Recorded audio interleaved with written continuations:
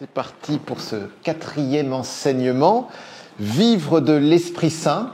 On va essayer de voir un peu au quotidien comment on peut essayer de mettre un peu en pratique tout ce qu'on a vu dans les différents enseignements, dans tout ce que nous avons vécu lors de ce week-end de Pentecôte, et puis d'intégrer ça dans notre quotidien. Au nom du Père et du Fils et du Saint-Esprit. Amen. Jésus,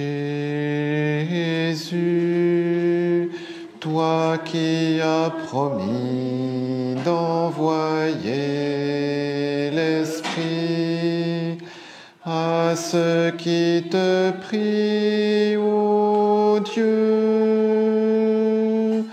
pour porter au monde ton feu, voici l'offrande de nos vies.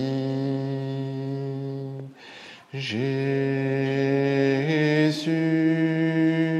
toi qui as promis d'envoyer l'Esprit à ceux qui te prient, ô Dieu,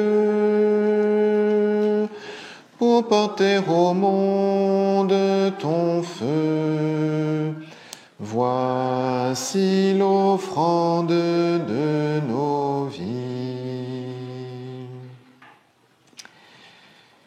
Jésus, envoie-nous ton Esprit Saint, comme tu l'as envoyé le jour de la Pentecôte sur les apôtres, réunis autour de Marie, ta mère. Donne-nous de vivre toujours plus dans cette intimité avec l'Esprit Saint, cette 3e personne de la Trinité, Dieu. Esprit Saint, donne-nous de t'aimer, de t'adorer, de te respecter, de t'honorer, de te suivre, de t'écouter, de t'obéir, de vraiment t'aimer, d'avoir une relation avec toi à chaque instant de notre vie, de notre quotidien. Nous savons que tu es avec nous, que nous le sentions ou pas, mais tu es là. Merci Esprit Saint pour ta présence, merci pour tout ce que tu as fait au cours de ces 3 jours, au cours de cette retraite. Continue ton œuvre, Esprit Saint. Et donne-nous d'être disponibles à ce que tu veux nous dire au cours de ce temps que nous t'offrons.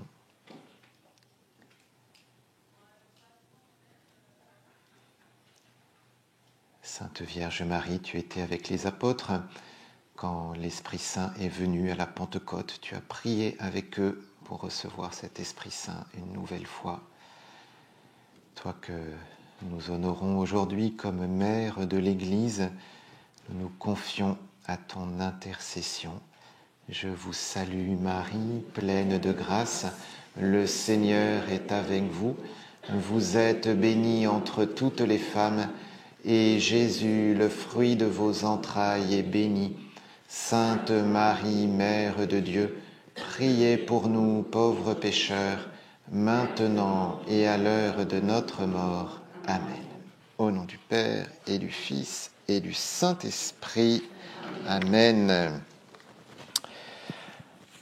Alors, à travers ce 4e enseignement, on va reprendre un certain nombre de choses que nous avons pu voir dans les enseignements précédents et d'essayer de les appliquer un peu à notre quotidien.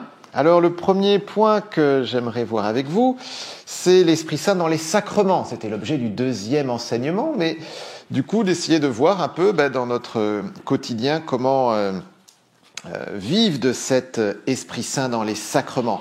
Déjà, la première chose, je crois, c'est de prendre conscience que vraiment les sacrements sont le lieu ordinaire où nous sommes en relation avec l'Esprit Saint, où l'Esprit Saint agit, où il veut se communiquer à nous.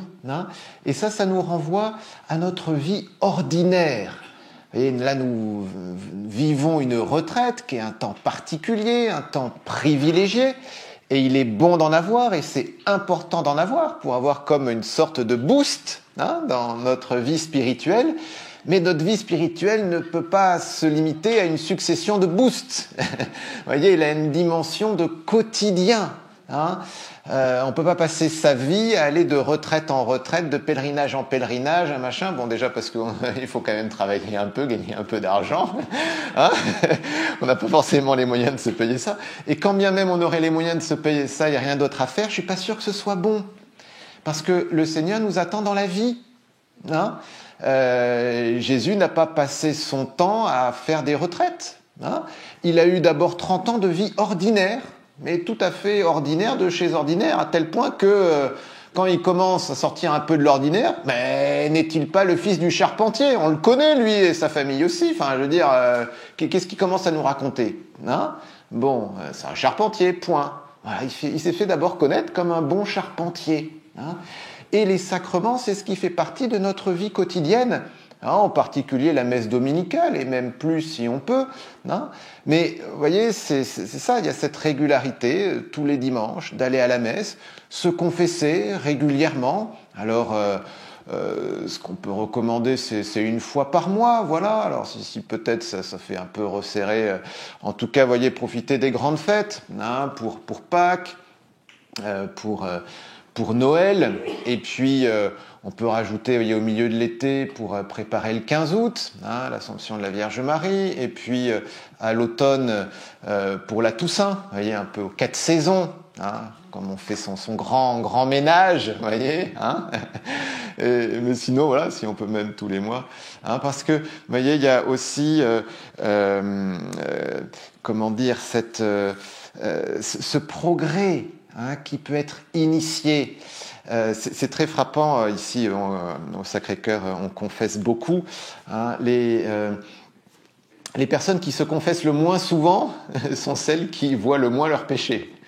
Hein, et celles qui se confessent le plus, elles voient très bien. Hein, et voilà, les gens ne se sont pas confessés depuis 10 ans. Bon, ben, mon père, j'ai pas grand-chose à vous dire. J'essaye de faire le bien. Bon.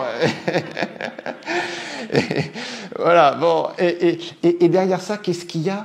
Il y a une progression dans l'amour. Parce que, et on peut prendre un exemple, hein, vous êtes bousculé dans le métro. Bon, c'est pas très agréable d'être bousculé dans le métro, mais enfin, on va pas en faire tout un foin, parce que de toute façon, vu comme on est serré comme des sardines dans le métro, si c'est la fin du monde qu'on est bousculé dans le métro, on va pas vivre très longtemps, hein, voyez. Bon, parce que ce sont des personnes inconnues dans un cadre quelconque. Mais si c'est quelqu'un qui nous aime, alors là, le moindre regard, mais pourquoi tu m'as regardé comme ça aujourd'hui? Qu'est-ce qu'il y avait? Il y a une parole que je t'ai dite qui t'a pas plu. Vous voyez, parce que il y a une relation, il y a une intimité, il y a un amour qui est là. Hein, et vous voyez, avec le bon Dieu, c'est pareil. Hein, si je grandis dans l'amour, si je grandis dans la charité, dans l'amour de Dieu, dans l'amour du prochain, plus je grandis, plus les petites choses prennent du relief. Et plus je me rends compte que, oui, c'était peut-être pas si grave, en fait, quand même, j'ai blessé l'autre. Alors oui, je l'ai pas tué, ok, hein, la personne, elle est pas dans un cercueil, mais bon, on m'aurait fait ça, ça m'aurait pas plu, quoi. Vous voyez, hein, et ça, en fait, on en accumule une bonne quantité jour après jour. Hein, et donc, un bon nettoyage, hein, régulier, ça fait du bien. Hein, on fait son ménage chez soi. Hein, il faut faire aussi le ménage de son âme. En particulier, vous voyez, si on communie fréquemment, hein, ça ne nous viendrait pas à l'idée d'inviter quelqu'un chez nous alors qu'on n'a pas fait le ménage depuis 3 mois. Hein. Et pourtant, c'est parfois ce qu'on fait avec le bon Dieu. Hein, on communie, on l'invite à venir chez nous et le ménage, il n'est pas très bien fait. Voilà. Alors l'Esprit Saint, c'est un très bon nettoyeur. Hein, l'Esprit Saint, l'Esprit qui sanctifie. Hein, donc à travers la confession, hein, profitons de cet Esprit Saint. Aussi, vous voyez, hein, c'est dans la première lettre de Saint Jean, si je ne me trompe pas. On a ce passage un peu énigmatique où on dit que l'Esprit Saint, alors je ne sais plus exactement l'expression, mais vous savez, il montre le péché, hein, et voilà, en matière de justice, de jugement et de, je sais plus, enfin il y a une série de 3 termes. Il faudrait que je retrouve le passage. Bon, mais l'Esprit Saint peut nous montrer nos péchés, ok, hein, L'Esprit Saint, il n'est pas que là à nous consoler, mais il est aussi à nous montrer nos péchés, non pas pour nous enfoncer, ça c'est l'adversaire, ça c'est l'accusateur qui nous détruit.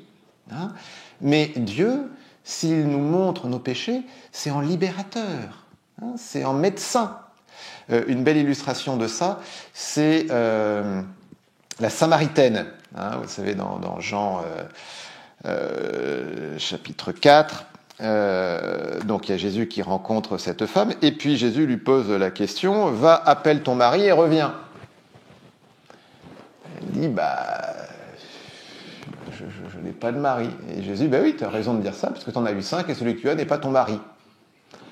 Alors on ne sait pas les circonstances du pourquoi elle a 5 maris, bon, en tout cas elle est avec un homme qui n'est pas son mari, bon...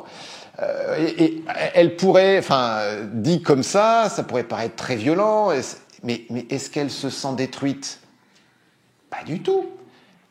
Qu'est-ce qu'elle fait quand on lui dit ça? Elle court au village, dire à tout le monde, voici quelqu'un qui m'a dit tout ce que j'ai fait. Ne serait-il pas le Messie? Et il y a tout le village qui accourt. Vous voyez, hein? Donc, voilà, n'ayons pas peur. Hein, l'Esprit Saint, Jésus, s'il nous montre des choses peut-être pas très belles dans notre vie, c'est pas pour nous détruire, c'est au contraire pour nous en libérer, pour nous aider à avancer. Hein, nous aider à avancer. Et ça, c'est le quotidien, vous voyez. Hein, c'est ce quotidien d'avancer avec Dieu, d'avancer avec l'Esprit Saint. Hein, donc là, je souligne un peu cette dimension de confession. Je vous ai mis quelques de citations par rapport à cela.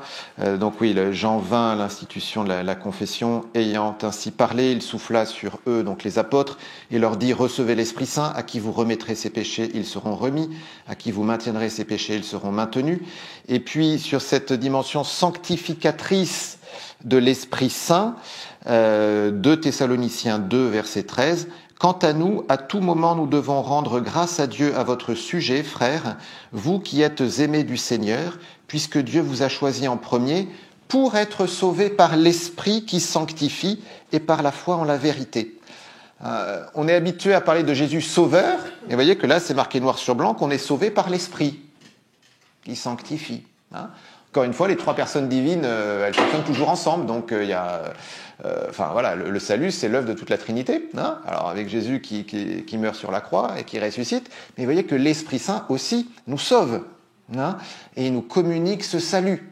Donc, par rapport à cette dimension du salut, intégrons aussi, vous voyez, dans notre prière, dans notre action de grâce, l'Esprit Saint. Hein.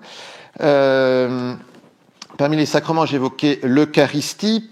Alors voilà, là j'ai enfin retrouvé les phrases que dit le prêtre à la messe. Hein. Vous savez, donc l'épiclèse, le moment où le prêtre impose les mains pour demander à l'Esprit Saint de venir sur le pain et le vin. Hein, donc le prêtre dit « Sanctifie ces offrandes en répandant sur elles ton esprit, qu'elles deviennent pour nous le corps et le sang de Jésus le Christ, notre Seigneur. » Voilà. Et puis je vous avais fait référence à ce miracle eucharistique à Lourdes, hein, que j'avais mis sur une vidéo, voilà. Et je vous avais dit, il y a cette épiclèse-là, puis il y en a une autre sur l'Assemblée. Hein. Alors voici ce que dit le prêtre dans la 2e prière eucharistique. Pardon. Humblement, nous te demandons qu'en ayant part au corps et au sang du Christ, nous soyons rassemblés par l'Esprit Saint en un seul corps. Hein, l'esprit d'unité. Et on demande à ce que l'Esprit Saint vienne sur toute la communauté et fasse l'unité. Et dans la 3e prière eucharistique, il y a même 2 prières encore à l'Esprit Saint. Quand nous serons nourris de son corps et de son sang et remplis de l'Esprit Saint, accorde-nous d'être un seul corps et un seul esprit dans le Christ. Hein. Donc là, on dit expressément qu'en fait, quand on communie, quand on va recevoir le corps et le sang de Jésus, on va être aussi rempli d'Esprit Saint. Hein. Donc, dans notre action de grâce, quand on vient de communier, prenons aussi un temps d'action de grâce à l'Esprit Saint. Hein, on reçoit Jésus. Hein. En tout cas, hein, quand on communie et qu'on revient à sa place, hein, c'est vraiment un temps de prière. Hein. Enfin bon, je pense que vous êtes au courant, mais voilà, hein, on en profite pour prier, pour adorer le Seigneur qu'on vient de recevoir. Quand j'étais au caté, on m'a dit pour la première communion, on peut utiliser les lettres du mot ardor. Alors ardor en latin, c'est l'ardeur. Alors A, adoration, R, remerciement, D pour demander, O pour offrande, et R, le deuxième R, je vous avoue que je ne sais plus. Hein, mais comment? Ben alors remercier, oui, mais sur le premier, donc le deuxième R, je ne sais plus. Mais vous voyez, bon, c'est un moyen mémotechnique, mais adorer, hein, remercier, on peut demander, offrir, s'offrir soi-même, hein, parce que en fait la messe, hein, c'est l'offrande de Jésus au Père, hein, c'est l'offrande de Jésus sur la croix au Père, hein, c'est pas une autre offrande, hein, il n'y a qu'une seule offrande, c'est celle du Christ sur la croix, hein, et en offrant Jésus au Père pour notre salut, nous nous offrons avec, hein, c'est le Christ total, la tête et les membres, hein, nous sommes le corps du Christ, voilà, on s'offre avec, voilà. Voilà, hein, vous voyez ce qu'on peut faire pendant ce temps-là. Voilà, et justement, c'est précisément la deuxième phrase que dit le prêtre dans la troisième prière eucharistique en lien avec l'Esprit Saint. Que l'Esprit Saint fasse de nous une éternelle offrande à ta gloire, pour que nous obtenions un jour l'héritage promis avec tes élus. Hein, que l'Esprit Saint fasse de nous une offrande. Voilà. Voilà, hein, et donc je vous avais dit aussi, quand on communie, prenons conscience que c'est toute la Trinité qui vient en nous. Hein. Les sacrements, lieux ordinaires, je vous ai mis en tête cette citation de Saint Luc, c'est par votre persévérance que vous garderez votre vie. Hein. La persévérance, hein, vraiment, ça c'est un mot-clé de la vie spirituelle. Hein. Persévérer, tenir bon. Hein, tenir bon. C'est pas toujours facile, on va y revenir d'ailleurs, mais voilà, l'enjeu c'est de tenir bon. Hein. Dans la lettre aux Hébreux, on a la même chose. Ainsi, par sa persévérance, Abraham a obtenu ce que Dieu lui avait promis. Et puisqu'on parle d'Abraham, je dis déjà quelque chose sur lequel on reviendra après, mais je ne sais pas si vous avez réalisé, mais Abraham, il a reçu des promesses de Dieu. Hein. Promesse notamment d'avoir une descendance aussi nombreuse que les étoiles dans le ciel et que le sable au rivage des mers. Ok. Mais c'est pas arrivé tout de suite. Cette promesse, elle est arrivée, je crois qu'il avait dans les 80 ans. Et puis, bah, ça tardait. Alors du coup, bah, c'est sa femme qui lui a dit, bah écoute, bon, ça marche pas avec moi, bah, essaye avec la servante. Et il va y avoir un fils de la servante, Ismaël. Mais Ismaël n'est pas le fils de la promesse. Et d'ailleurs, quand on regarde un peu la suite, bah, Ismaël, il n'y a que des problèmes en fait. Enfin, bon, je caricature un peu, mais enfin, c'est quand même un peu ça, quoi. Hein. Il y a un peu que des problèmes. C'est-à-dire que Abraham et Sarah ont voulu forcer la promesse. Alors Dieu a donné quelque chose, mais c'était pas le bon truc, quoi. Vous voyez? Hein, et ce qui fait que, alors Dieu bénit Ismaël, il n'y a pas de souci, hein, il reçoit aussi une bénédiction, hein, Dieu le bénit, mais n'empêche que c'était pas par là que ça devait passer, hein, et donc il a voulu forcer la promesse et c'était pas, voilà, il y a quelque chose parce que le bon Dieu, bah, il nous aime bien, hein, mais voilà. Et ensuite Isaac, savez-vous le temps qu'il y a entre Ismaël et Isaac? Si je me trompe pas, c'est une quinzaine d'années ou 13 ans, je sais plus, enfin quelque chose comme ça. Et c'est long. On pourrait se dire, bon, écoute, t'as essayé, tu t'es planté, d'accord, bon, ben voilà, Dieu fait encore patienter Abraham. Hein. Et dans la lettre aux Hébreux, quand on parle de la foi exemplaire des ancêtres, hein, ben, on parle évidemment d'Abraham. Hein, Hébreux chapitre 11, verset 8. Et suivant, en fait, on a quasiment une page sur Abraham. Hein. Par la foi, Abraham obéit à l'appel de partir vers un pays, etc. C'est dans la foi que machin. Par la foi, Abraham mis à l'épreuve a offert Isaac, etc. Hein. Par la foi. Voilà. Mais à la fin, promesse qui s'accomplit de façon extraordinaire. Et ce qui est intéressant aussi, c'est que donc il y a enfin Isaac qui arrive. La promesse qui s'accomplit, et Dieu demande à Abraham de sacrifier la promesse. Vous voyez, hein, on peut recevoir des dons de Dieu, mais Dieu ne veut absolument pas qu'on se les approprie. Et donc il y a des fois, Dieu nous retire des choses. Voilà, on ne comprend pas très bien. Ça peut paraître très mystérieux parce que c'est peut-être précisément ce qu'il nous a promis. Vous voyez, Isaac, c'est la promesse. Hein, il n'y a aucun doute là-dessus. Et pourtant, Dieu demande de le sacrifier. Alors finalement, ça se termine bien, hein, vous savez, parce que il arrête le bras, etc. Et puis il est pas sacrifié. Mais le Seigneur hein, peut nous demander vraiment un dépouillement très important, et un cheminement dans la foi très important, hein, qu'on puisse vraiment s'appuyer en fait uniquement sur lui. Hein. C'est ça l'enjeu, hein, s'appuyer uniquement sur lui. Et même les promesses qu'il nous a faites, qui sont comme des richesses, même ça, il faut les lui abandonner. Ça ne veut pas dire qu'il va tout détruire, etc. Hein, mais pour que ça soit vraiment fécond, en fait, il y a un moment, il y a besoin d'un détachement qui peut être très, très important. Bon, alors là, j'ai un peu débordé de ce que je voulais dire sur ce paragraphe sur les sacrements. Juste une dernière chose, évidemment, on parle des sacrements en lien avec l'Esprit Saint, la confirmation.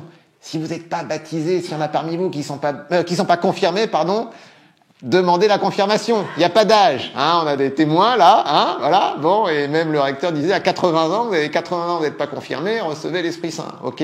Hein, voilà. Et donc allez frapper à la porte de votre paroisse. Et vous ne serez pas les seuls à demander l'Esprit Saint à travers le sacrement de la confirmation à l'âge adulte. Hein, mais vraiment, ne manquez pas hein, ce sacrement qui fait partie de l'initiation chrétienne. Un chrétien un chrétien plein, j'ai envie de dire, je ne sais pas comment l'exprimer, hein, voilà, qui est vraiment formé comme chrétien, un chrétien pleinement formé, voilà, c'est un chrétien qui est baptisé, confirmé, eucharistié. Voilà, hein, donc c'est les trois qui a reçu voilà, la baptême, la confirmation. Hein, et l'Eucharistie qui est évidemment appelée à se renouveler. Alors, j'avance. Donc, vous voyez ce quotidien d'intimité avec l'Esprit Saint à travers les sacrements. Deuxième point, c'est à travers la prière. Hein, bon, c'est une évidence.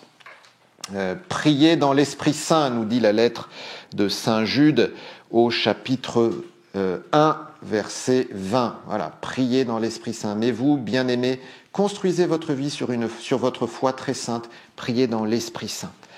Donc prenons conscience que c'est l'Esprit Saint qui nous fait prier, donc n'hésitons pas à le demander au début de notre prière. Hein. Romains 8, 26, 27. Bien plus, l'Esprit Saint vient au secours de notre faiblesse, car nous ne savons pas prier comme il faut. L'Esprit lui-même intercède pour nous par des gémissements inexprimables, et Dieu qui scrute les cœurs connaît les intentions de l'Esprit, puisque c'est selon Dieu que l'Esprit intercède pour les fidèles. Hein, donc l'Esprit Saint intercède pour nous. Hein, donc il prie en nous. Donc demandons-le au début de notre prière pour qu'il prie en nous. C'est lui qui scrute les cœurs, il connaît... et Dieu qui scrute les cœurs connaît les intentions de l'Esprit, puisque c'est selon Dieu que l'Esprit intercède. Hein, et puisqu'il est lui-même Dieu, eh bien évidemment, il va nous faire prier selon Dieu. Hein. Voilà, donc pour prier le Père, pour prier par Jésus, eh ben, c'est l'Esprit Saint qui nous le permet. Hein. Au milieu, il y a ces gémissements inexprimables. On peut sans doute y voir une façon de désigner le chant en langue ou le parler en langue, la prière en langue. Hein, donc un charisme. Alors j'ai pas forcément... Enfin, je n'ai pas le temps là de développer ça. Si vous voulez, sur ma chaîne YouTube, j'ai mis en ligne une petite école des charismes hein, que j'avais faite dans ma paroisse précédente, Notre-Dame des Victoires. Donc, en 4 fois 1h30, vous avez un parcours sur les charismes. Hein, et si je ne me trompe pas, il y a un moment où justement on chante en langue. Voilà, donc pour débloquer ça, si vous voulez, vous pouvez suivre ce parcours sur ma chaîne apprendreaprier.net. Voilà. Encore donc d'autres passages sur l'Esprit Saint qui nous fait prier. Vous n'avez pas reçu un esprit qui fait de vous des esclaves et qui vous ramène à la peur, mais vous avez reçu un esprit qui fait de vous des fils, et c'est en lui que nous crions Abba, c'est-à-dire Père. Romains 8, 15, et c'est la même chose en Galates 4, 6. Abba, Père, même Papa. La relation avec Dieu le Père peut être très facile pour certains, elle peut être plus compliquée pour d'autres. Ça dépend aussi de comment a été notre relation avec notre propre père, parce que forcément on utilise ce terme-là, donc psychologiquement il y a des liens. Mais n'oublions pas cette phrase aussi de saint Paul, je plie le genou devant le Père de qui toute paternité tire son nom, c'est-à-dire que la vraie paternité elle vient du Père des cieux. Et les pères terrestres vont être à l'image du Père céleste. Et donc il ne s'agit pas de renverser les choses. Enfin, Dieu n'est pas père comme le sont les pères sur terre. Alors père, on pourrait dire mère aussi. Vous voyez,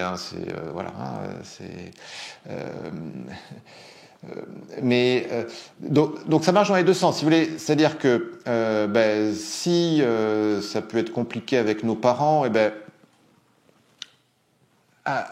découvrons la vraie paternité céleste, découvrons vraiment combien Dieu nous aime pour guérir peut-être des blessures par rapport à ça.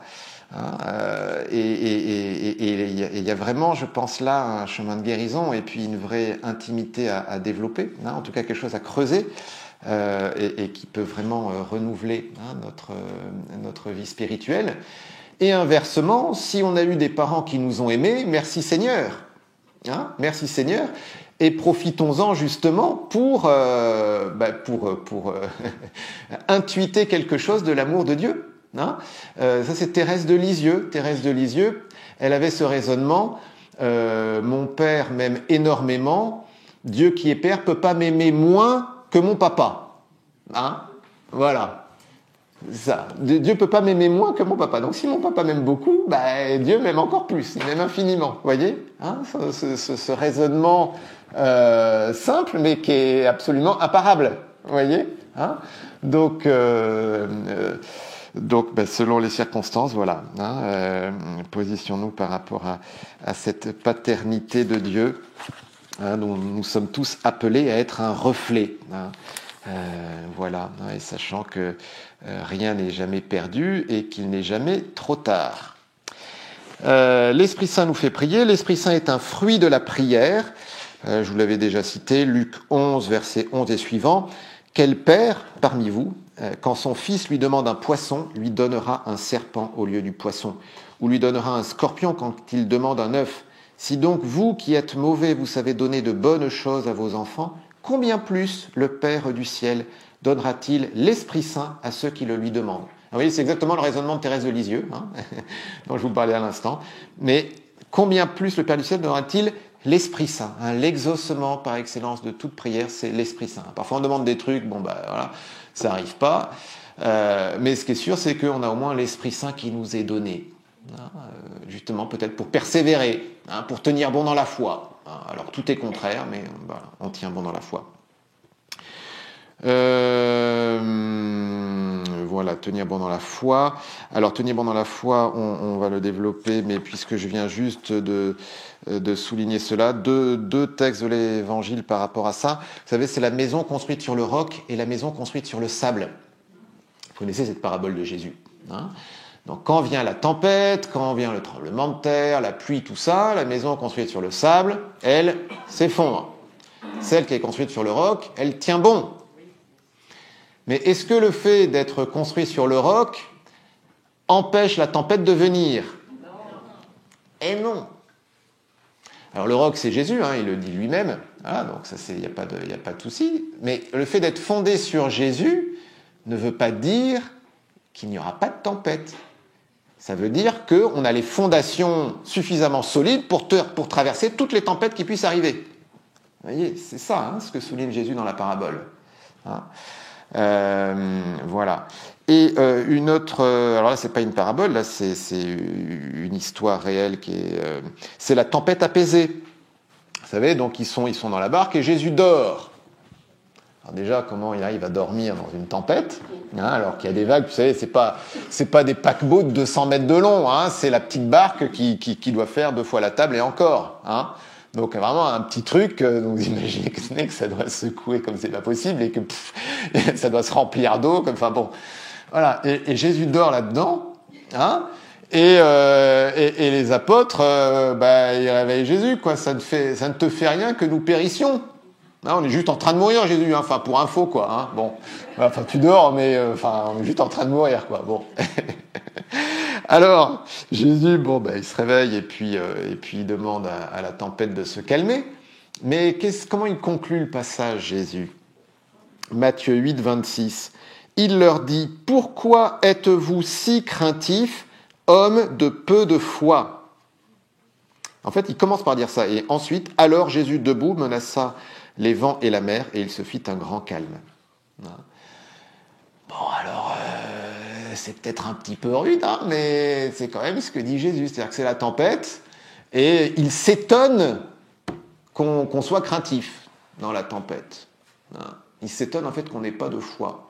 Parce qu'il est là. Alors on va dire, oui, mais il est en train de dormir. Mais oui, mais il est là. Il est là. On a l'impression qu'il dort, mais il est là. Et si on est avec Jésus, on ne risque rien. Parce qu'on est sur le roc. On est sur le roc. Voilà.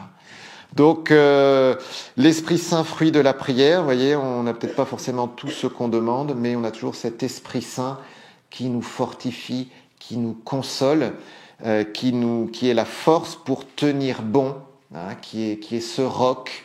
Voilà, ce roc, c'est Jésus. Alors, je sais pas, on pourrait dire que l'Esprit Saint, c'est peut-être le ciment qui nous fait tenir sur le roc, qui nous scelle, qui nous ancre dans le roc. Voilà, pourquoi pas, pour prolonger l'image. En tout cas, retenons bien cette réalité. Et puis, dernier point par rapport à la prière, c'est dans la prière que l'Esprit Saint nous instruit. Jean 14, 26, le défenseur, le paraclet, l'Esprit que le Père enverra en mon nom, lui vous enseignera tout et il vous fera souvenir de tout ce que je vous ai dit. Donc si on a des choses à demander, demandons l'Esprit Saint, demandons la lumière de l'Esprit Saint. Voilà, c'est tout le topo sur l'écoute de l'Esprit Saint qu'on a eu hier après-midi.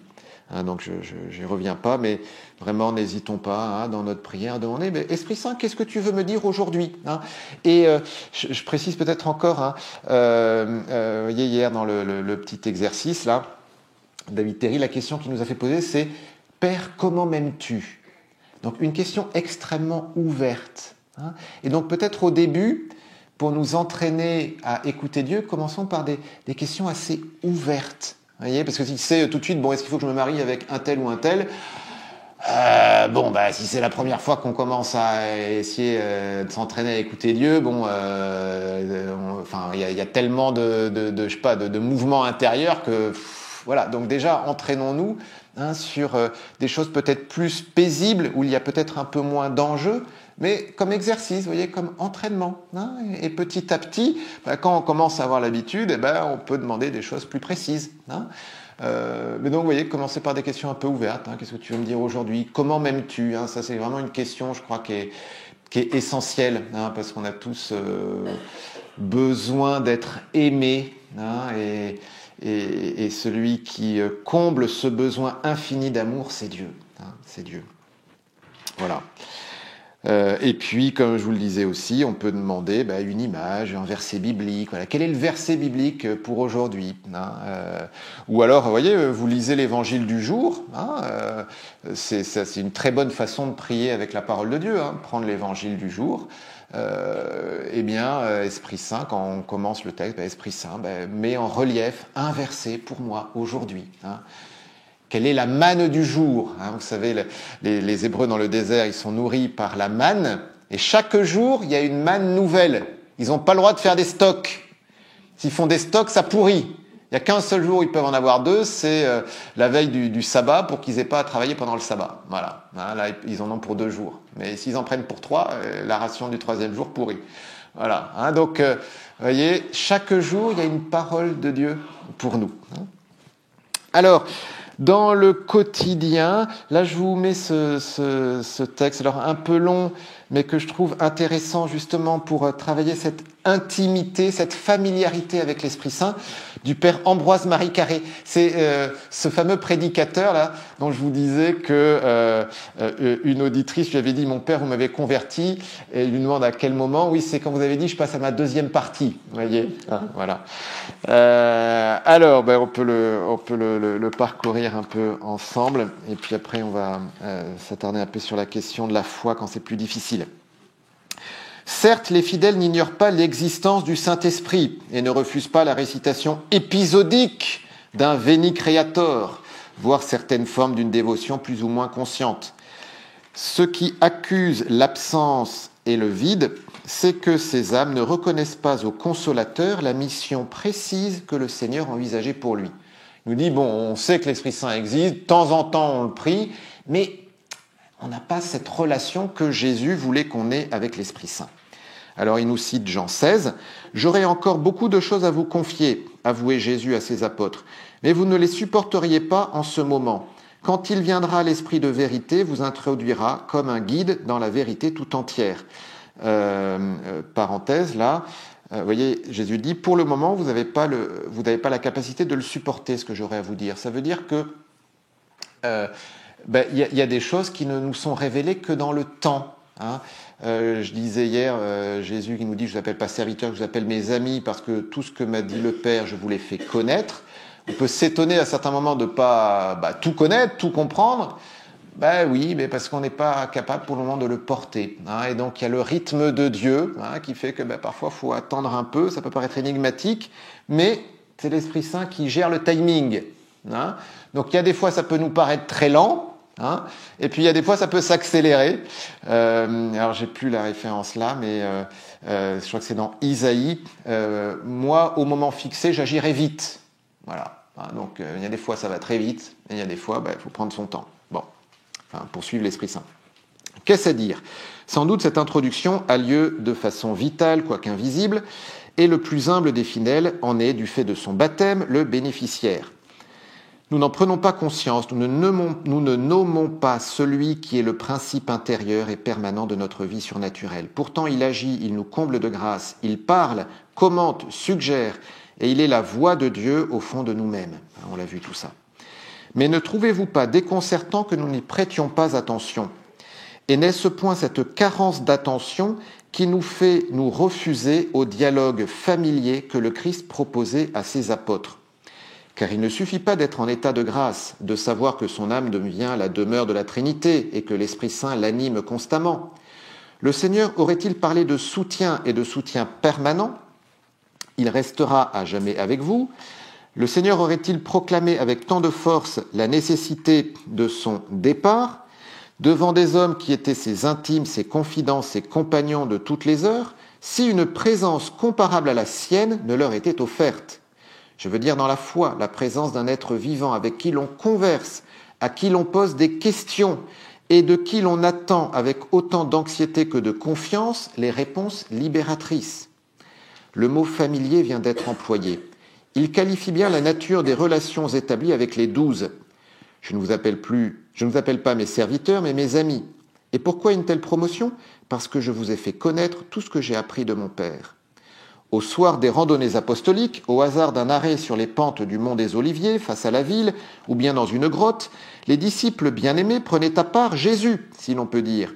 Et la foule étant loin, cette foule qui ne devait être enseignée pour le moment que par parabole, la conversation devenait plus directe, plus concrète. « Maître, qu'avez-vous voulu dire ?» Jésus éclairait les paroles mystérieuses. Le Sauveur, une fois disparu, les apôtres accueillirent aussi simplement le paraclet de la Pentecôte, et ils virent en lui cet autre soutien qui leur avait été annoncé, et le dialogue reprit. Et Jésus, il était interrogé en direct par les 12, explique-nous la parabole. On a ça par exemple, Matthieu 13, vous savez, la parabole du semeur. On a une longue parabole, et puis après, les 12, tu peux nous expliquer, parce qu'en fait, on n'a pas très bien compris. Voilà. Et il leur a expliqué.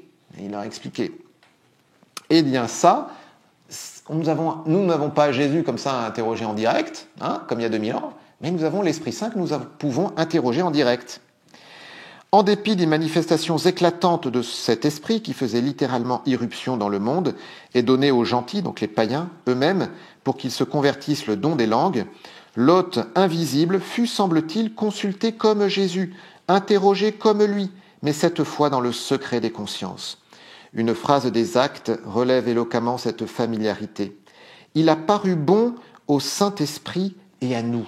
C'est le fameux concile de Jérusalem, le premier concile de l'histoire. Il y en a eu d'autres ensuite. Donc il y a une question, comment on fait pour intégrer les païens à la communauté chrétienne, parce que jusqu'à présent il n'y avait que des juifs. Or, les juifs, ils ont un certain nombre de règles, notamment des règles alimentaires. Et on ne peut pas partager un repas avec des païens si on est juif. Voilà. Les règles de la cache-route, tout ça. Bon. Donc comment on fait? Situation nouvelle. Et donc il y a ce concile, on se réunit.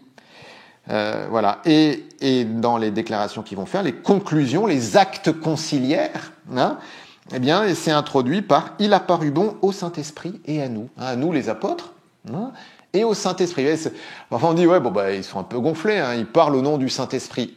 Mais oui, mais si on comprend ça comme l'intimité qu'ils avaient avec l'Esprit Saint, ça n'a rien d'extraordinaire en fait. Avant, ils interrogeaient Jésus, là maintenant, ils interrogent l'Esprit Saint. Et l'Esprit Saint, pour eux, c'était une personne vivante. Pas un vague truc, une personne vivante. Et donc, ils pouvaient l'interroger et ils étaient éclairés. Éclairés aussi à travers leur réflexion, à travers ce qu'ils avaient vécu. Et d'ailleurs, ce concile, il consiste en bonne partie par des témoignages de Paul, témoignages de Pierre, intervention de Jacques. Voilà, il y a des discussions, on réfléchit aussi avec sa raison. Pour ça, je vous disais, il y a aussi la question du discernement. On demande une parole de Dieu, mais quel sens ça a? Voilà. Il a paru bon au Saint-Esprit et à nous. Or, toute vie chrétienne devrait connaître une semblable intimité. Surtout nos vies chrétiennes à nous, qui n'avons pas, comme les apôtres après le départ de Jésus, le souvenir d'une présence humaine. Il faudrait entrer en dialogue avec celui dont le corps même est le temple et qui nous habite donc aussi totalement qu'il est possible. Les caractères sacramentels imposés à l'âme par le baptême et surtout la confirmation, nous disposent de façon permanente à écouter l'Esprit autant qu'à nous laisser agir par lui. On l'écoute et on lui obéit. Et on se laisse agir par lui. Ceux qui se laissent conduire par l'Esprit de Dieu. Romains 8, 14. Les dons du Saint-Esprit, les fameux 7 dons, Isaïe 11, où s'exprime sa présence multiforme, trouveraient dans ce contact quotidien, pas toutes les Pentecôtes une fois par an, ce contact quotidien, un moyen d'expression toujours renouvelé. Et il termine par une sorte de prière. Esprit Saint, pourrait dire le chrétien dans le recueillement de sa prière du soir. Esprit de Dieu, esprit de sagesse et de vérité, il va prendre les 7 dons. Ma vie aussi est une parabole. Le Seigneur n'est plus là pour m'en dévoiler les secrets, comme il fit pour les 12. Je ne peux pas m'asseoir à ses pieds et le presser de mes questions, et offrir à sa lumière une à une les zones enténébrées de mon esprit et de mon cœur. Du moins êtes-vous là, envoyé par lui, en son nom et pour tenir sa place. Ma vie aussi est une parabole. Intéressant ça. L'esprit qui parle par tout ce que fait notre vie. J'ai vécu ça. Alors, tout ce qui nous arrive n'est pas forcément voulu par Dieu. Dieu ne veut pas le mal. Attention, parfois, Dieu, si tu l'as voulu... Non, Dieu ne veut pas le mal, Dieu ne veut pas qu'on souffre, etc. Après, il y a ce mystère qui le permet, notamment parce que il permet que les pécheurs aient une deuxième chance. Et pas qu'une deuxième, une troisième, une quatrième, une cinquième, une dixième, parce que si Dieu devait foudroyer sur place tous les pécheurs, je ne serais pas en train de vous parler, vous ne seriez pas en train de m'écouter, quoi. Voilà. Donc, à partir du moment où il laisse à chacun le temps de se convertir, il laisse aussi à chacun la possibilité de faire le mal. Voilà. Mais bref, ça pour dire que tout ce qui nous arrive n'est pas forcément volonté de Dieu, mais Dieu est toujours capable d'en tirer un bien. C'est Romains 8, 28. Dieu fait tout contribuer au bien de ceux qu'il aime. Dieu fait tout contribuer au bien de ceux qu'il aime. Donc, si on aime Dieu, parce que c'est sûr que si on l'aime pas, ça peut contribuer à notre déchéance éternelle. Mais si on aime Dieu, tout ce qui nous arrive peut être transformé en bien. C'est rien d'autre que le mystère pascal. C'est-à-dire que la mort sur une croix, hein, c'est pas tellement sympathique, hein, d'accord? Bon, c'est même l'abomination ultime. Surtout qu'il n'y a pas que la souffrance physique, il y a aussi la souffrance morale et spirituelle. Rappelez-vous, Jésus qui allait jusqu'à dire « Mon Dieu, pourquoi m'as-tu abandonné ?» On est quand même dans... Enfin, je veux dire, on ne peut pas imaginer quelque chose de pire. Eh bien, de ça, Dieu en a tiré le salut de l'humanité. C'est pour ça qu'on aime bien représenter la croix, parce que alors qu'en soit un crucifié, enfin, je veux dire, dessiner un crucifié, c'est extrêmement bizarre. Mais non, c'est parce que c'est le salut de l'humanité, c'est le renversement ultime. Hein, le renversement ultime. Hein, et on a bien représenté Jésus crucifié sur la croix, pas juste une croix vide, parce que saint Paul dit « Je ne veux rien savoir que Jésus et Jésus crucifié ». Une croix vide, oui, c'est la résurrection, mais ça a d'abord été précédé par Jésus qui a souffert. Et Paul, je ne veux rien savoir que Jésus et Jésus crucifié, parce que c'est dans ces blessures que nous avons la guérison, que nous avons le salut.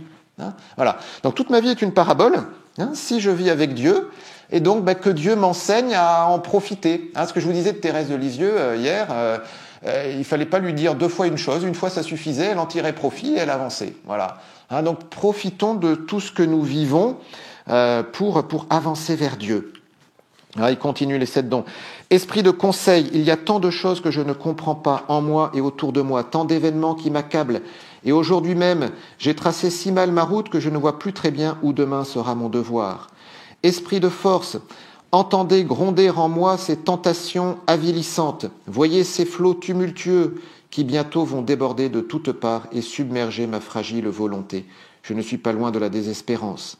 Esprit d'amour, moi qui avais tant rêvé d'aimer le Christ et mes frères à plein cœur, pourquoi suis-je aussi ingrat et égoïste ?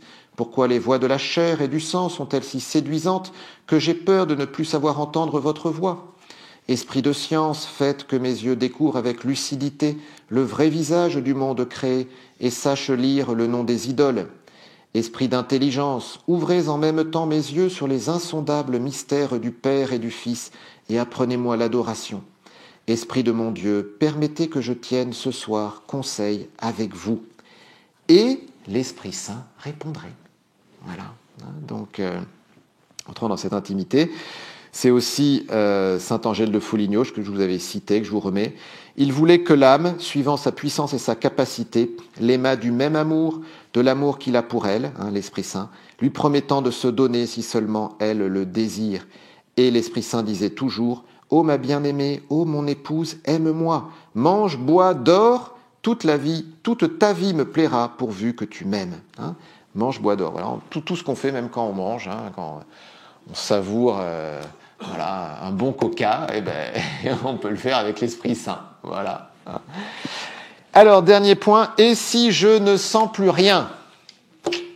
Voilà, et si je ne sens plus rien ? Parce que c'est vrai que on a un peu tendance à assimiler l'Esprit Saint à une expérience spirituelle forte. Et c'est sûr que quand on lit la Bible, notamment les Actes des Apôtres, on a un peu l'impression, que à chaque fois qu'il y a l'Esprit Saint, c'est un peu le feu d'artifice. À tel point que s'il n'y a pas le feu d'artifice, on envoie Pierre et Jean imposer les mains aux personnes en question. Bon. Mais pourtant, on a déjà souligné ce point-là, Dieu veut nous faire avancer dans la foi. Alors, il y a un verset qui est absolument essentiel, c'est la définition de la foi dans la lettre aux Hébreux, versets 1 et 2. La foi est la substance des réalités à espérer, la preuve des réalités qu'on ne voit pas. Et quand l'Écriture rend témoignage aux anciens, c'est à cause de leur foi. La foi est la substance. Le terme grec qui est derrière, c'est la substance, c'est-à-dire la réalité elle-même, la chose elle-même. C'est-à-dire que dans la foi, quand on croit en Dieu, quand on pose un acte de foi en Dieu, on touche Dieu. Il y a un contact, il y a une réalité qui est là. Il y a même une matérialité de la foi, on pourrait dire. Une illustration de ça, vous savez, c'est les guérisons charismatiques où il y a la création d'un organe qui n'était pas là, par exemple. Quelqu'un à qui manquait un œil, on prie et l'œil apparaît. Et là, il y a l'acte de foi qui est tellement fort qu'il y a une matérialité qui apparaît. Bon, mais voilà, où c'est Jésus qui dit, si vous avez de la foi comme un grain de moutarde, vous diriez à cette montagne de se déplacer, elle se déplacerait. Vous diriez à cet arbre de se déplacer, il se déplacerait. Hein, voilà, donc la puissance de la foi, mais une foi, vous voyez, qui a une réalité, qui a une consistance, hein, et une réalité objective, hein, objective, une dimension de preuve aussi. Vous voyez, la preuve des réalités qu'on ne voit pas. Hein. Je souligne ça parce que Luther, il a un rapport à la Bible qui est assez compliqué parce que on dit Luther, il nous a fait redécouvrir la Bible. En fait, pas du tout. Luther, quand il traduit la Bible en allemand, il enlève une partie des livres de l'Ancien Testament et il met aussi certains livres du Nouveau Testament en annexe. 4 livres du Nouveau Testament, il les met en annexe. La lettre aux Hébreux, l'Apocalypse, la lettre de Jacques et la lettre de Jude. Il va jusqu'à dire que la lettre de Jacques, c'est une épître de paille indigne d'un apôtre. Voilà comment Luther parle de la parole de Dieu. Et donc, la lettre aux Hébreux, donc il n'aime pas, qu'il met en annexe, il la traduit quand même, et il change la traduction de ça. Donc, vous pouvez aller voir le grec, il n'y a aucun... Enfin, c'est vraiment ce que je vous ai dit là. Mais lui, il va dire, la foi, c'est pas la substance de la réalité. La foi, c'est une conviction. Parce que lui, il transforme la foi en une conviction personnelle. La foi, c'est une vertu théologale. Ça veut dire que c'est quelque chose qui nous est donné par Dieu au baptême.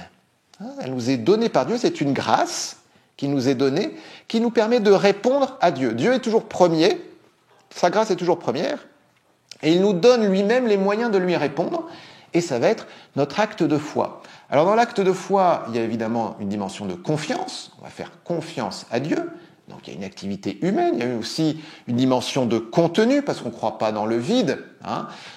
Et c'est difficile d'aimer quelque chose que l'on ne connaît pas. Si je vous demande si vous aimez Esquioul, on a du mal à pouvoir répondre, parce que vous ne savez pas ce que c'est qu'Esquioul. Alors c'est un charmant petit village du Pays Basque, où est née ma maman. Voilà, donc j'aime beaucoup Esquioul, mais... Oui, si on ne connaît pas, on ne peut pas aimer. Voilà, donc dans la foi, il y a une dimension d'amour, une dimension de connaissance. Voilà, les deux vont ensemble. Ça, c'est ma réponse, mais elle est toujours précédée par Dieu. Et il y a une dimension aussi objective dans la foi. Voilà, parce que la foi, c'est ce qui nous met en contact avec Dieu. Ce n'est pas qu'une œuvre humaine. Vous voyez, si on définit la foi comme une simple conviction personnelle, j'en fais une œuvre. Il ne faut pas faire de la foi une œuvre. La foi, c'est un don de Dieu. Quand on dit qu'on est sauvé par la foi, ça veut dire que le salut, il est gratuit et on l'accueille. On n'y est pour rien, ce n'est pas nous qui sommes morts sur une croix, c'est Jésus. Voilà. Donc on l'accueille. On l'accueille, c'est Dieu qui est premier, et nous, après, on va essayer de répondre à cela. Mais donc, vous voyez, si on dit que la foi, c'est juste une conviction personnelle, et si on ajoute qu'on est sauvé par la foi, du coup, je suis sauvé par ma conviction. Et donc, il faut que je me rassure sur ma conviction. Et donc, vous pouvez avoir comme ça une certaine tendance à se prouver que j'ai bien la foi. Alors, pour certains, par exemple pour des pentecôtistes, c'est, alors j'ai reçu, je chante en langue, je parle en langue, donc c'est bon, je suis sauvé. Voilà. Ou alors pour d'autres, mais non, mais je suis capable d'avoir une vie parfaitement pure. C'est un peu cette tendance puritaine, et dans certains courants du protestantisme. Voilà, donc c'est la preuve que je suis sauvé, puisque j'arrive à tout vivre parfaitement. Voilà. Ou alors, mais je suis vraiment convaincu d'être sauvé. C'est voilà, une conviction personnelle, et il faut surtout pas qu'il y ait le moindre doute, parce que sinon ça veut dire que peut-être que j'ai plus complètement la foi et donc tout s'écroule. Ou alors, si j'ai plus de ressenti. Si j'ai plus de ressenti, c'est que Dieu n'est plus là, et alors si Dieu n'est plus là, je suis peut-être plus sauvé parce que j'ai plus ce sentiment, cette conviction personnelle. Cette conviction personnelle. Mais non. La foi, c'est un don de Dieu. Elle est la substance des réalités à espérer.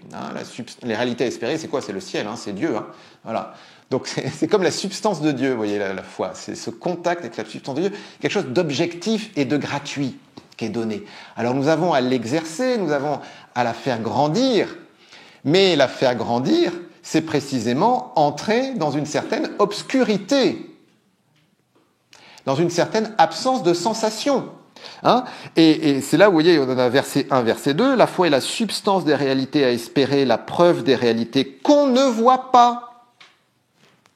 Et quand l'Écriture en témoignage aux anciens, c'est à cause de leur foi. Et vous pouvez dire tout le chapitre 11 de la lettre aux Hébreux, ben, c'est tout ce qu'ils ont fait en ne sachant pas ce qui allait leur arriver. Hein, je vous parlais d'Abraham tout à l'heure, vous voyez par exemple verset 8, par la foi, Abraham obéit à l'appel de partir vers un pays qu'il devait recevoir en héritage, et il partit ne sachant pas où il allait.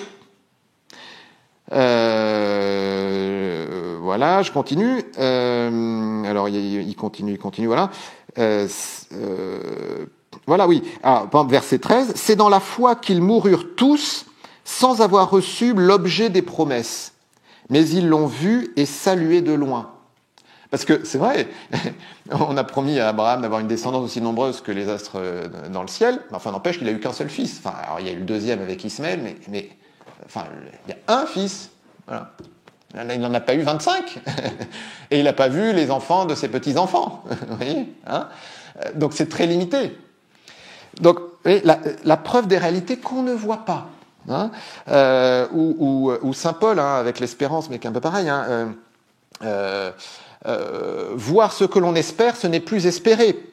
Ce que l'on a déjà, comment pourrait-on l'espérer encore, hein, si vous espérez qu'on vous fasse un cadeau, bah,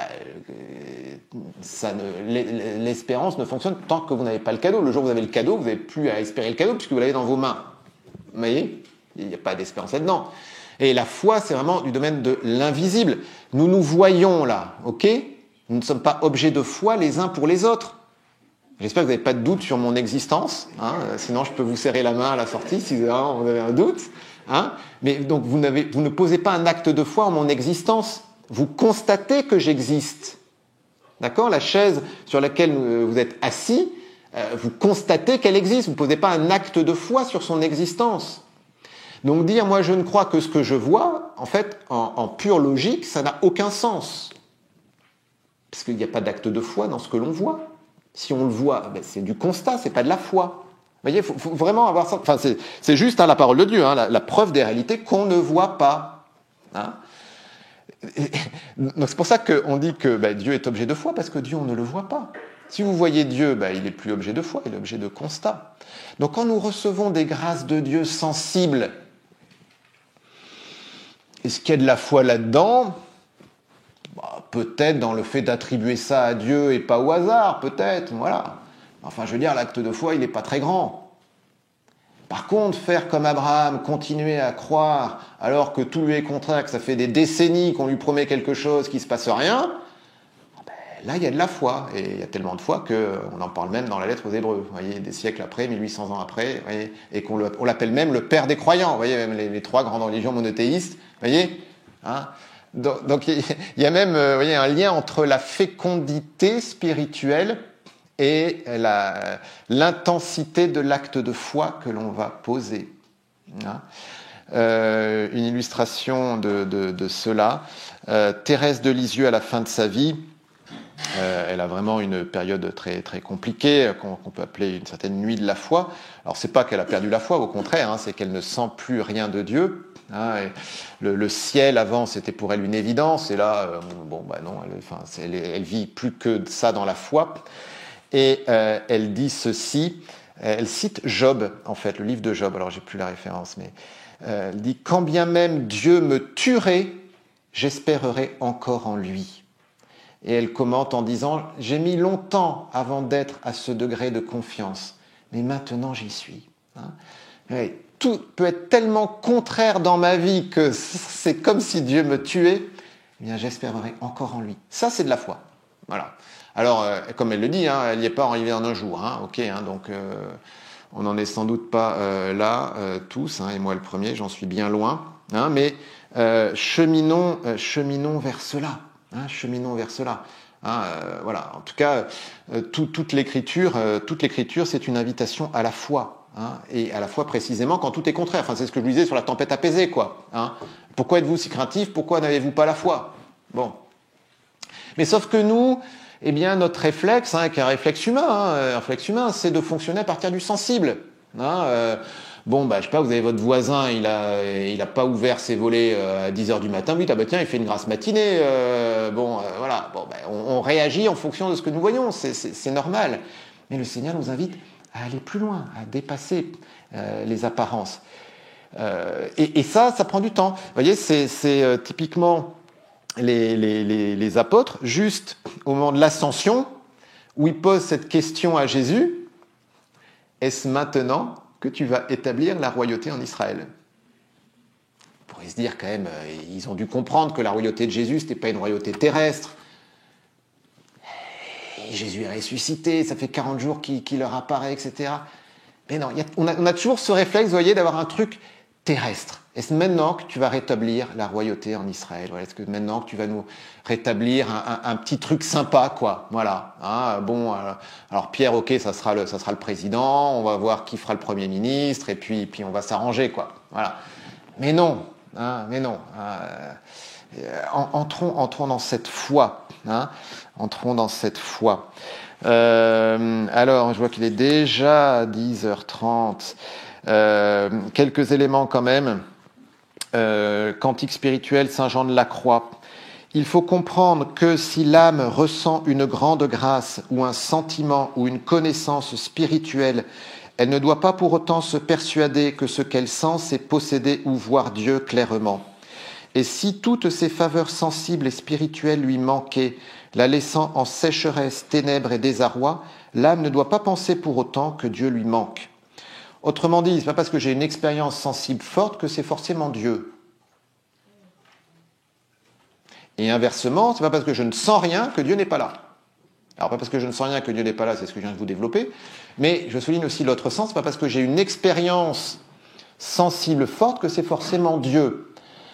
Alors, pas parce que forcément ça serait le démon, alors bon, de fait il pourrait s'amuser, mais même tout simplement d'un point de vue humain. En fait, c'est tout à fait possible de créer une atmosphère qui fait que on se sente bien, que machin, et que même on se mette à pleurer parce qu'on se sent bien. Et on se dit, là j'ai vécu quelque chose. Oui, mais ça peut être tout simplement humain. Ça ne veut pas dire que c'est mauvais, je ne suis pas en train de dire que c'est mauvais. Mais ça peut ne pas être Dieu qui soit venu là. Voilà. Donc, alors après, ça ne veut pas dire non plus parce que je sens quelque chose que c'est pas Dieu. Tout est possible, vous voyez, tout est possible. Mais ce qu'il faut bien avoir en tête, c'est qu'il ne faut pas juste mettre l'égalité sensible Dieu. Parce que de toute façon, Dieu est pur esprit. Et un esprit n'a pas de corps, n'a pas de matérialité. Donc si vous sentez on ne peut pas sentir un esprit, on sent éventuellement l'effet sensible de l'action de cet esprit sur la matière, mais qui est permise par Dieu. Vous voyez, donc voilà. Donc ça, je crois que c'est vraiment important. En sachant aussi, vous voyez, qu'il y a des gens qui sont experts dans la manipulation.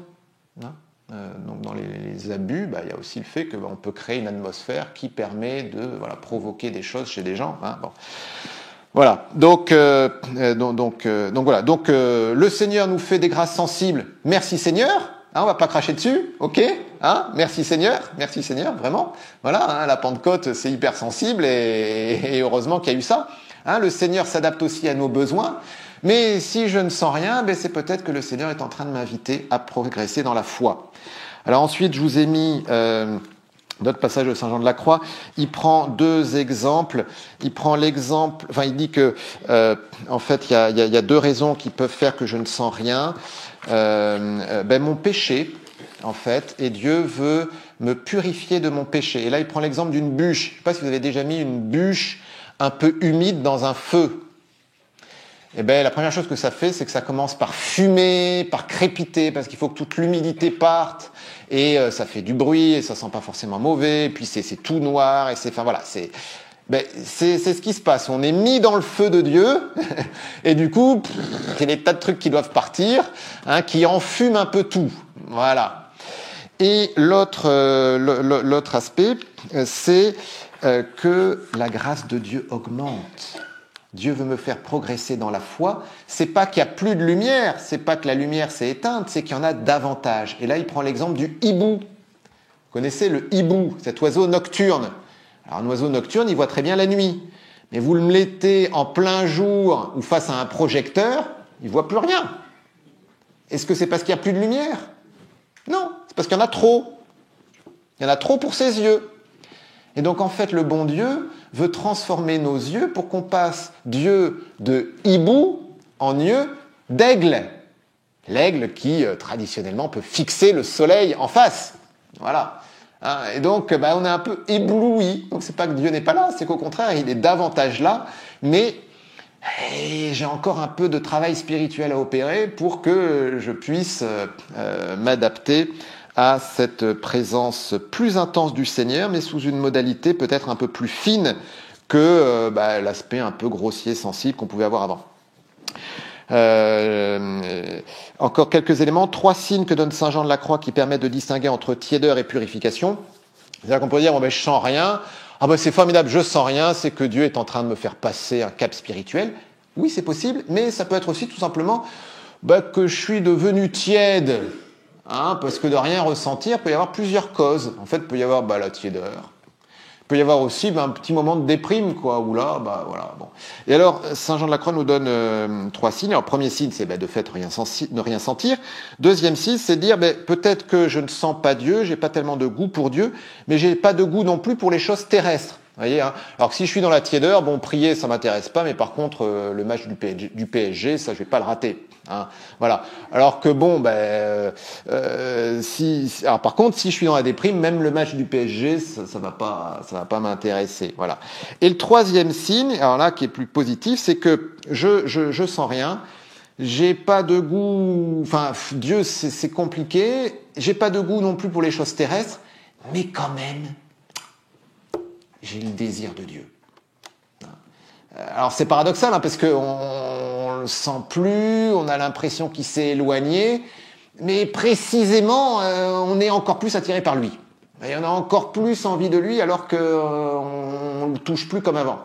Vous voyez, paradoxe, mais là, voilà, ça c'est vraiment le signe que le Seigneur nous fait franchir un cap. Voilà. Et alors encore peut-être je vous ai mis différentes choses, j'ai pas forcément le temps de tout développer. Voilà, j'ai pas le temps de tout développer. Si vous voulez approfondir, il y a différentes vidéos aussi sur la chaîne YouTube là-dessus.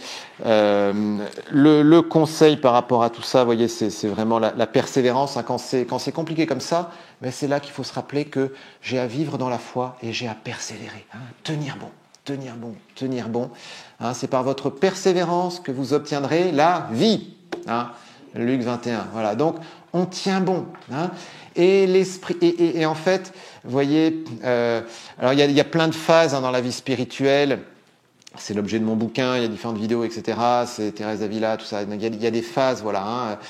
Donc il y a des moments, c'est hyper sensible, c'est plein de consolation. Le Seigneur m'encourage, il veut me booster, il veut me faire avancer.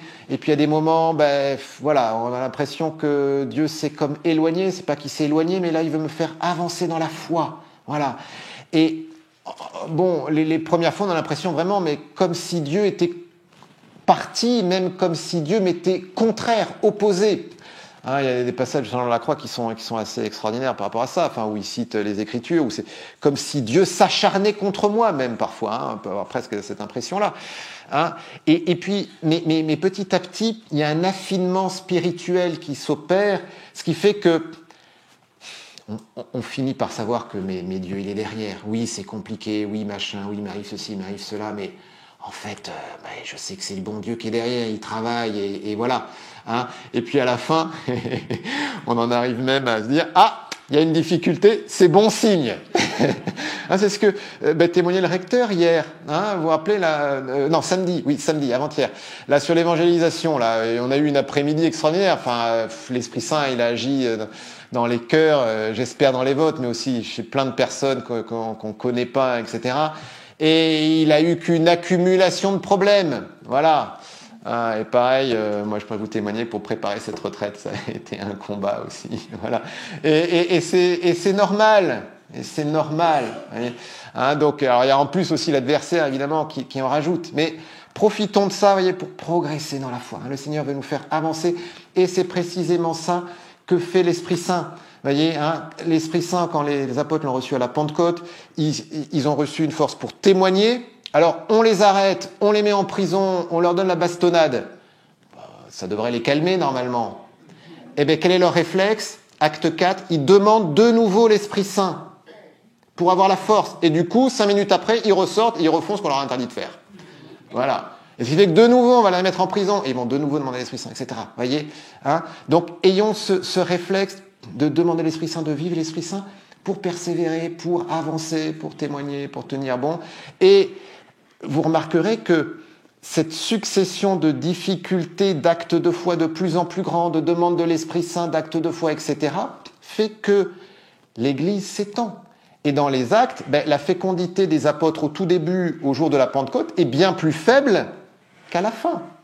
Hein? Je ne sais plus le jour de la Pentecôte combien il y a de personnes qui se convertissent, c'est quelques centaines, mais après on a quelques milliers.